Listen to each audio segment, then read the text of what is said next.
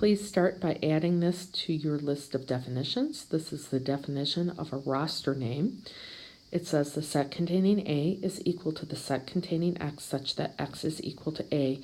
Make sure to put the appropriate number next to this definition in your notes. We're now ready to prove Theorem 9. Theorem 9 has 7 steps, which I'll number right now.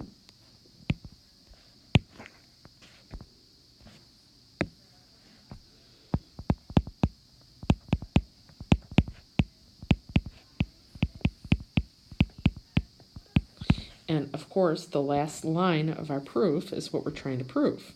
So this will say for all y, y is an element of the set containing y. And the statement right before this is going to be without the universal quantifiers, so it'll be y is an element of the set containing y. So the reason for 7 is PGU. That allows me to add the universal quantifier, so it's PGU 6. Now, at this point I look at it, and I'm not exactly sure how to get there. It seems obvious to me that y must be an element of the set containing y. But in order to prove this, I'm going to have to use the definition of a roster name because I have no way of dealing with this set. I'm going to have to prove that y is an element of it. So I'll have to use the definition of roster name. I'm going to use that first. So this would say the set containing y is equal to the set of x such that x is equal to y.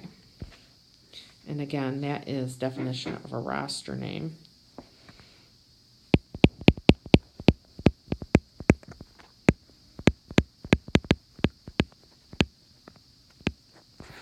Now, it would be really nice if I could say, in order to be an element of this set, y is equal to y. And the rule that helps us do that is comprehension principle. So comprehension principle will take these set brackets off. So that's my next statement.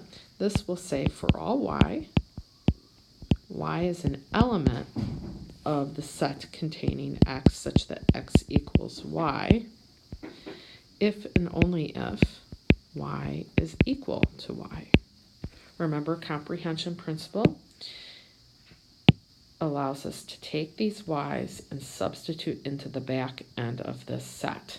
It is the description for how y belongs to that set. The only way y belongs to that set is if y is equal to y. And again, that's comprehension principle. So CP. And I don't need reference numbers there because it is always true no matter where I write it. Now, in order to use this, I'm going to have to take off the for all y symbol.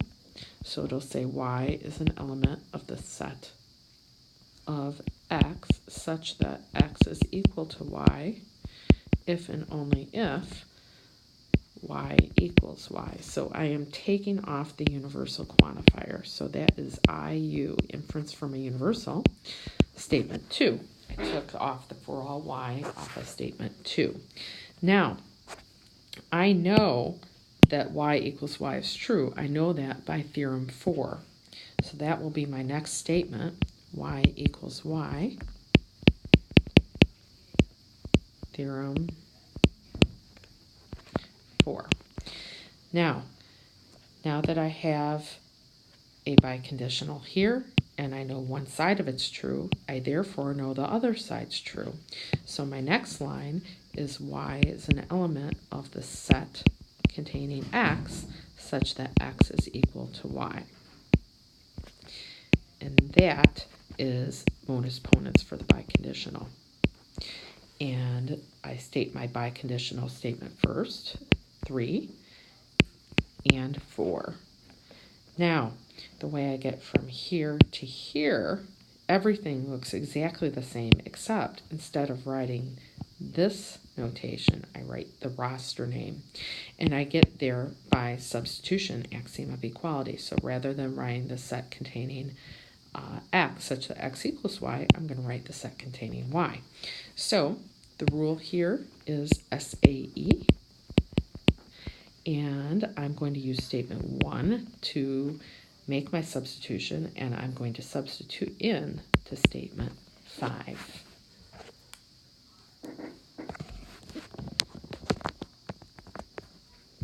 Thank you, and have a nice day.